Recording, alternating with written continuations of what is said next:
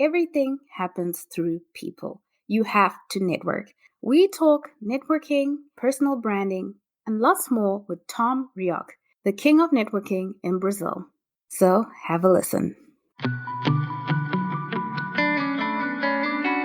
Welcome to Reinventing Perspectives. Today we have a very exciting guest. Tom is an American known as the king of networking in Brazil, with many years of professional market and product development experience with small and medium enterprises and large corporations as well as multinationals.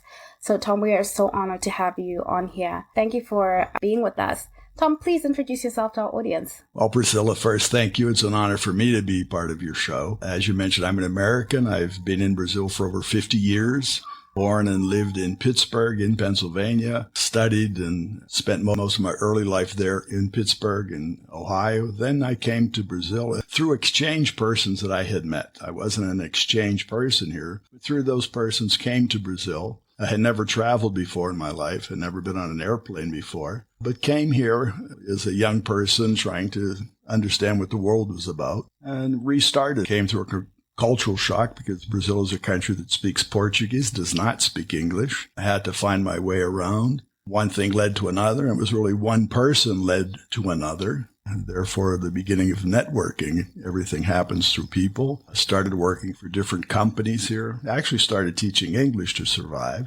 And through that, met different business persons. I was attracted. We developed different business relations, worked for a Danish company, then a Dutch company, then an American company. So that was my executive portion of Brazil.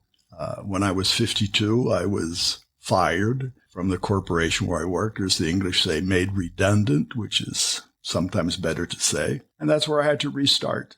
What have I done in the meantime? Started a consultancy, became an internet radio host, and now am a podcast host.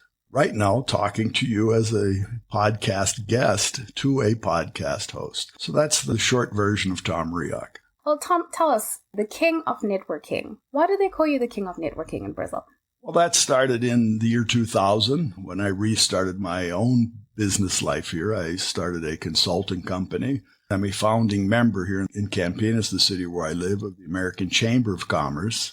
And my focus was starting my own business, starting out as an entrepreneur. I needed to meet people. I had met people where I had worked previously. But I found that when you restart your career, when you start a career, you need to develop a group of personal relationships, right? And it was through the American Chamber that I restarted that. We set up the first branch here, and it was through that branch, through the first year, that we attracted business persons in the region to be part. But at the end of that first year, almost half of the members left. And people who were administering the American Chamber at that time came to me because I was really one of the only Americans in the American Chamber. It's all Brazilians. They says, well, what's happening? And they had made a survey, and most people had written on the survey that they left because they hadn't met anybody. And I personally found that surprising because we would have events that would have between 50 and 100 people. To have somebody say they hadn't met anybody was surprising. But I said, that's a cultural thing. They said, why is that? I said, well, in Brazil, most people want to be physically introduced to a new person. Okay, so that's a cultural habit. They won't go up to somebody that they don't know and just present themselves. And that's where I started. I said, well, we need to teach our members how to network. First, we need to teach them what networking is. How do you develop personal relationships? How do you develop business relationships? And what I say is that I can only grow my business network, my personal network, through people that I have never met. So it's through unknowns that my network will grow. So whenever I was in a meeting or seminar in the AmCham meetings, it was full of new people. So for me, it was never a surprise. I would go up to new people and say, hello, I present myself. I'm Tom Reaoch. Who are you? What do you do? What have you? Going back to the typical elevator speech. And that's how I meet people. That's how I've always met people. So we started to teach our members that. We can't teach our members. If we can't teach our administrators of the association how to network, it will never happen. And so that's where we started. In doing that, having people at that time create a business card, to have a business card, which I think is just a very basic courtesy of handing over some of your information to someone. Where can they find you? Those were the little details. It was through that these persons started calling me the king of networking. And so whenever I would be at an event, they would say, "Oh, here comes the king of networking, Tom Reaoch's the king." And it picked up. And I said, well, since everybody's introducing me like that, that became my, let's say, hashtag. That became my brand, which I use today.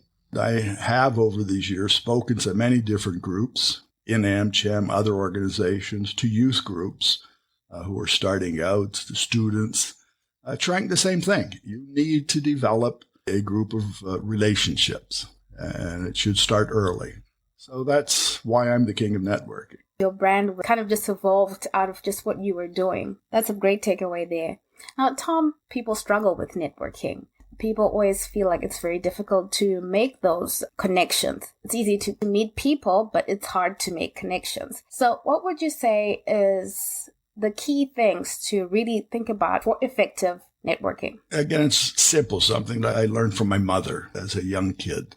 My mother always said, "Give and ye shall receive."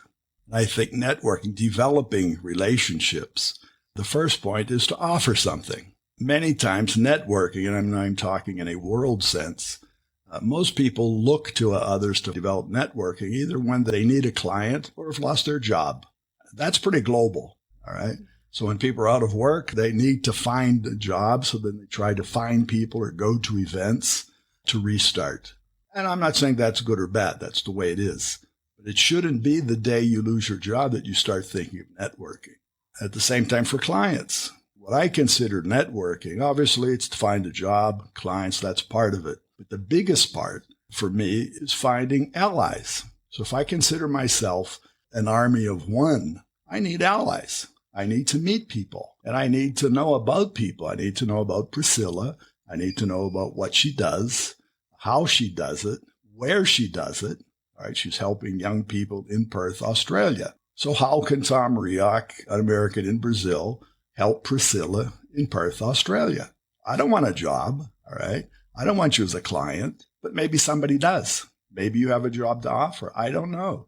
But I'm using you as an example because that's to anybody. So I consider people that I meet wherever. So if I meet them in person, if I meet them virtually, I consider them allies. Right? And I also want to be, first of all, an ally to the person. I want to know what that person does. So even before the pandemic, when I would meet people, I would hardly ever say who I am or what I do. That was rare. I would always ask, who are you?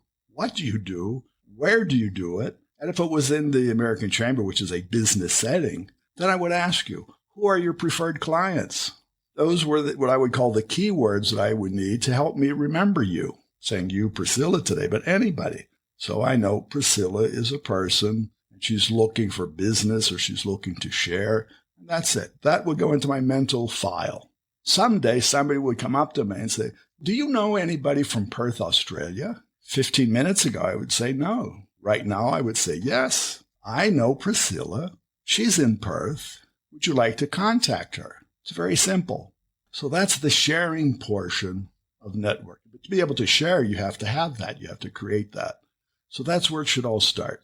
The way that you explained it, it's so simple. I think we've just overcomplicated it somehow, struggling with what is networking, how do you network, how do you do it effectively. But like you said, if you offer value, you're interested in other people. It brings me to a point that I mentioned. Obviously, that comes to personal branding. In some aspect, we need to sell ourselves. They only buy you if they know who you are, what you are, and what you stand for. So in some way, you have to show that. What I did learn over my life was not to underestimate myself.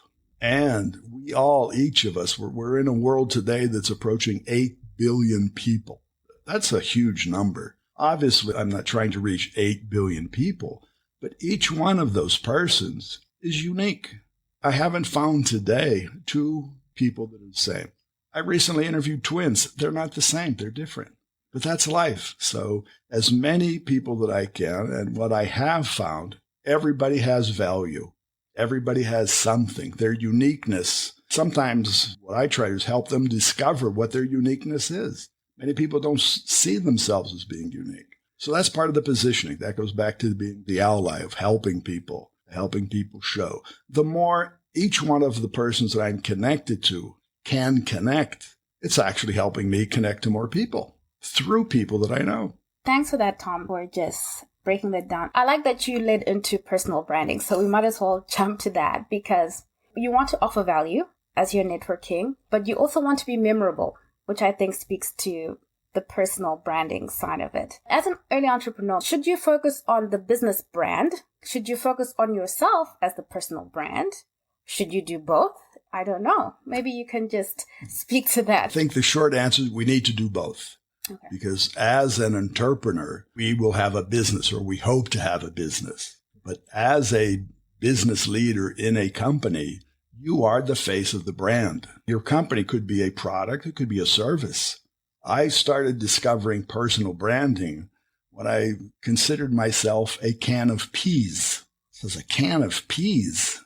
And I would ask people in my audience when I was speaking, I says, how many of you have ever eaten peas? And almost everybody raises their hands. Yeah, they've eaten peas. So how many of you get up in the morning and think of buying a can of peas? Nobody. This is why a can of peas here in Brazil anyways is an add-on to something, either a salad, but it's never the main dish. So I says, well, if I go into a supermarket, the shelves are full of different brands of peas. What makes somebody go down that aisle and pick can A, B, or C? If in the can, basically, it's all the same. So for me, at that time, I was a consultant or a speaker, even as a speaker. How do I have to focus on what I'm doing? And that helped me focus on my brand. What is part of my brand? Networking, king of networking. I could actually speak of a number of different things, motivation, career management, whatever. The more I decided that I had to focus to create a niche, and that's good for any interpreter. If you have a business or you have a product and you have a service, what is the niche? Who are you trying to help? What are you trying to help them solve? And networking, again, is what I found being my niche. But I also had to create the brand. Part of that brand was King of Networking here in Brazil. So once I started tying that, and who is the one King of Networking? People go into Google, put King of Networking, they would find somebody. That somebody was me. I was the can of peas. So we generally think, well, I'm going to just focus on my name. My name's difficult to spell and almost impossible to pronounce. So I just can't sell my name. I have to sell and create interest around the rest of me as a product, and I consider myself a product. So that's the co-branding. It's the personal branding of the person, because I am the man, you are the woman, we are the people, and the company is A, B, or C. Because what I found in my professional life, that many companies change. They come and go. They join to others. We've seen that these last few years. Companies have gone under. Companies have merged. Right? So the names of companies that we remember, we don't remember anymore. They don't exist. They've merged to something else. We as people, we don't merge. So I'm Tom and you're Priscilla, and God-giving will be that way until we die. So we need to highlight the name. The name of our company or what we're doing at the moment is temporary. So we may have to restart that on the company. Our interpreters, startups today, the average life of a startup, 2021, could be somewhere around 2 years. If you look into LinkedIn and follow the profiles of people have now changed jobs or changed professions many times. I've changed my profession. Started as a teacher, started to teach English, as an executive, podcast host, consultant, speaker. These are all professions. These add on to the brand. So it's really how do you position, how can we position those? And we need to work on both all the time.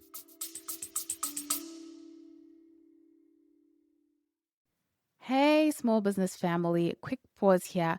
If you've been listening and thinking, I need help getting clear on my message and how to actually market this amazing thing I've created, I've made something just for you. It's called the Clarity Intensive, and it's 2 focused sessions, one-on-one, where we untangle your ideas, map out your next best move, and build a foundation for real business momentum. If you're done thinking what's the right thing to do, and you're ready for a customized strategy that fits you, this is for you. You'll find the link in the show notes, or you can visit the website www.mindfulness reinventingperspectives.com/shop, and you'll see our clarity intensive one-to-one marketing coaching. Let's get back to the show. Early entrepreneurs, sometimes we're afraid of putting ourselves forward. We try to kind of be behind the company, but the company can, it might not work out. But you as a person, you need to, like you said, be networking, be building relationships, be building value. And even if what you do changes, who you are is not going to change. Well, I think you made the case there for all the people who say, oh, I don't want to put myself out there. You mentioned a word that's key. You said afraid. That word is fear. All right. We all have our personal fears. And that fear in a business sense comes to rejection or failure. And worldwide, we've adopted failure as something bad. But what we've learned in startups, we hear that fail fast. Have you ever heard that? Fail fast. So you need to fail very quickly. And in the United States specifically, in Europe in some cases, venture capital companies offer more money to companies that have failed than to companies who have never failed. So if you are an entrepreneur, you need to fail. It's part of the process. So you can't fear failure. You have to embrace it. And that comes back to us as a person. Tom, as a personal branding person, I have to overcome that fear. I overcome the fear coming to a country where I didn't even speak the language. The fear of approaching people that I couldn't communicate with. Fear in business. People saying, why are you an American in a company here selling to Brazilians? Why not? That's psychological. We have to convince ourselves. We have to sit down in front of a mirror once in a while, which I did when I lost my job. I looked into the mirror and says, well, what do you got? What's on the table? You've lost your job. Now, what are you going to do? We have to make a strategic analysis of ourselves. Obviously, I've had experience. For young people starting out today, I agree that it's sometimes more difficult, but you have to do that. So if you're 18, 19, 20, you're in school, it's not what you want to be, it's who you are. I hope you're enjoying this conversation so far with Tom Reaoch. If you'd like to connect with Tom, please go to www.linktree/Tom Reaoch. And to spell Reaoch is Reaoch, Reaoch. And as always, please leave us a review in your podcast listening app. Let us know how we're doing. But more importantly, let me know what kind of guests you'd like me to have on and what exactly you'd like to know to help you on your journey as an entrepreneur. Thank you again, and let's jump back into our conversation. It's who you are that will take you to what you want to be. So concentrate on who you are. Concentrate on meeting people. Concentrate on helping the others. Empathy. That, to me, is the key to success. Well said. Tom, what was it like restarting your career at the age of 52? What did you have to unlearn? What did you have to learn that was new? Well, restarting was in the year 2000, right? When, as I said, I had lost my job as an executive, as an industrial type company here in Brazil, had been made redundant. And what was happening in the year 2000? Year 2000 was the year that internet started. So for many people listening, that's news. They hear that on History Channel. But in the year 2000, the internet was something that was coming. And for me, as an executive, as companies, most companies, organized companies at that time, didn't realize what internet was all about. And I didn't. But I saw it come. That was the tendencies. So I said, well, how can I restart? I need to understand this. I'm not a nerd. I'm not a technical person. My whole life has been in product development, market development, but of products that you can, tangible things. So I need to learn this. So I asked a friend of mine, a young woman who was a trainee where I had worked previously. Her name was Fernanda. I said, Fernanda, you have to find me an internship. She says, what? You're 52 years old. Why do you want to be an intern? I says, well, I need to learn about internet. This is happening. I don't even know what it is. She did help me find an internship with a young group. And this young group was 7 entrepreneurs who had gotten together, average age 22, and they were starting up as a .com company. So you may remember what was .com. For me, that .com, what's .com? But that's where I started. I said, I just want to sit next to somebody who's looking into a computer, doing things. I just want to observe what he's doing. I promise not to bother anybody. I just want to see, what is this? And I did that. 6 months I spent understanding where was the value of internet? How these young persons were taking internet.com to a point. What the trade-off was, they didn't understand how to sell what they were making to persons like myself, to most directors of companies at that time were 40, 50 years old, had no understanding of internet. So I helped them develop communication skills, literally to speak to old people like myself who were business leaders. So he says, well, I'll help you speak to guys like me or women like me, but I need to understand where's the value. What is it that you need to offer? At the beginning, I couldn't understand it. Obviously, very quickly, I says, wow, this is great. And that became a rebirth for me. We don't forget our past. We reorder it. My experience in the past is good. It helped me. But if I don't, at that time, I said, if I don't learn something new, Tom Reaoch will be obsolete. And I can't be obsolete at any age. We have young people who are obsolete today. They're not connected. So it's not a question of age anymore. It's a question of learning something new every single day. So well said, especially with the rate at which things are constantly changing. You come out of university or college, whatever you call it in whatever country you're in, and what you've learned is no longer relevant. Right. And in some places you're really just stuck as to what to do next, because you were hoping that this would lead you somewhere. I want to get back to the point of networking, if I may, Priscilla.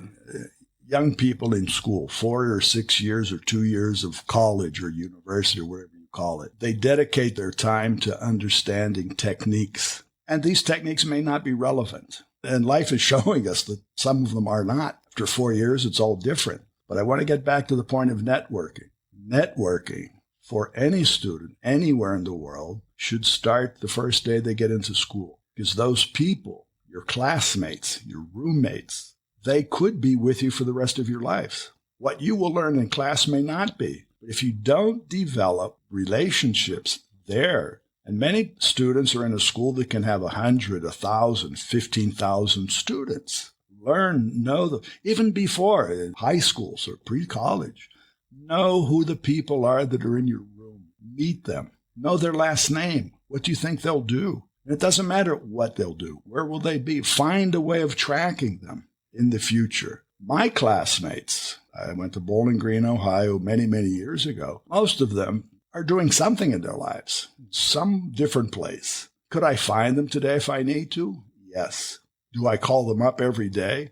No. But I have a process of finding people. What is my process? LinkedIn, a professional platform of finding people, of being found. The other side of networking, not is finding, it's being found. 2 keys to success in networking. One is being remembered for whatever reason. And in Brazil, if somebody just thinks of networking, they'll say, hey, who's the king? This guy. Where can I find the king? Here's my castle. So they can dial me up, they can call me, they can send me an email, they can do whatever they want. I will be found. We need to be remembered.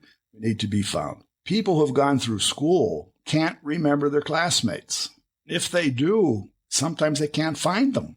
Wow, there was a woman that I was in class with. She was a brilliant person. She was focused on helping young entrepreneurs, and I think she's in Australia.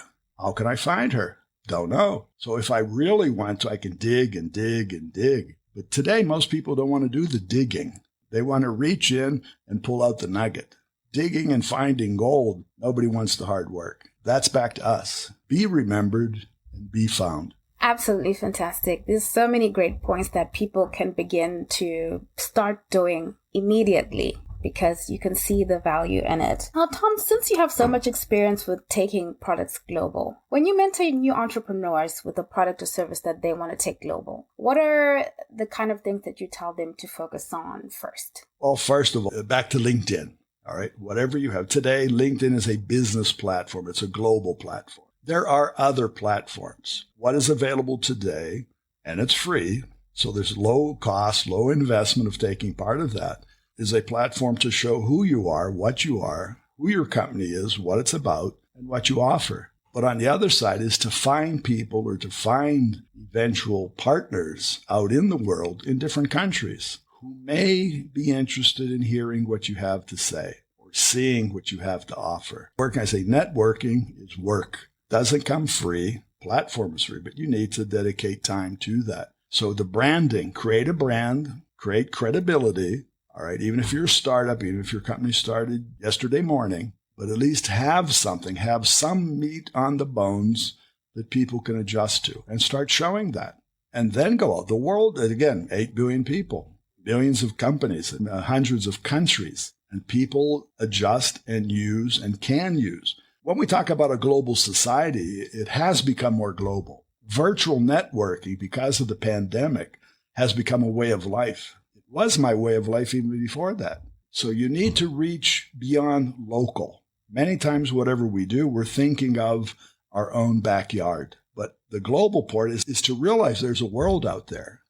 And once you realize that dimension and overcome the locality, there's nothing wrong. Don't get me wrong. There's nothing wrong about being local. But understand what being global is. Because many times as entrepreneurs, our competition is coming from outside the country, not our next door neighbor. And when you wake up and you see somebody's here or somebody's taken over your market, artificial intelligence is taking over markets. Tendencies, finding and following tendencies comes from being on a global platform. Tom, thank you so much for this conversation. I have so many things to ask you, but we've run out of time. So we have to catch up again. Tom, what is the number one book or resource that you would recommend for an early entrepreneur? Well, I always recommend the book by Dale Carnegie, which I used. And the basis of that, Dale Carnegie was from Pittsburgh, and he was considered the forefather of networking. So I recommend that to anybody. It's just simple techniques of networking, and that's universal. It can be used by anyone, anywhere. When you're entering into a new environment and they've got a different culture, how do you prepare yourself so that, because you often hear about certain ways are offensive, certain ways are taken the wrong way, certain things are in different societies mean different things. How do you prepare yourself to go into a different cultural environment? Obviously, I try to study something beforehand. And today, one of our fantastic tools we all have in our hand is a smartphone. So you can be anywhere, anytime, and you can find information about anywhere, any company, anything, any habits. It's using that. And the more we learn how to use this as a tool, it's instantaneous. So I don't have to plan. Do I have to plan to talk to Priscilla? Yes, I do. What did I need to do? It's my computer, but it's here.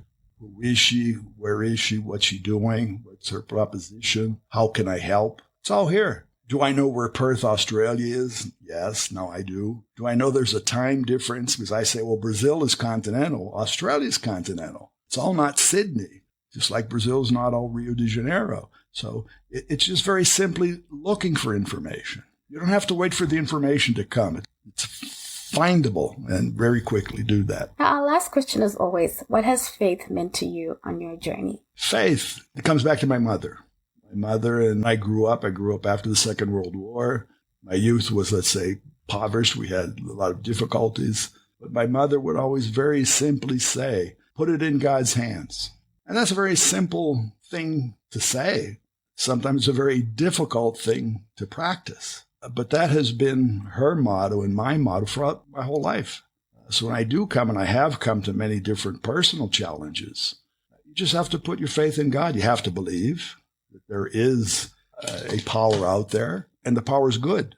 It's trust. It's credibility. If you trust your faith will come back and trust you. Thank you so much, Tom, for a great conversation. And thank you so much for sharing with me and the audience so many tips that we can really begin to use and change the way we do business. I want to thank you and for the opportunity again, Priscilla.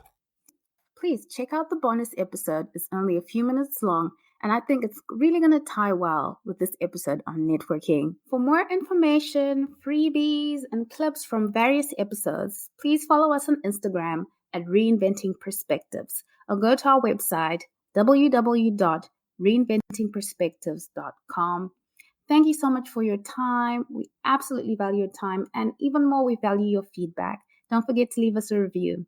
Thank you so much, and see you again next week.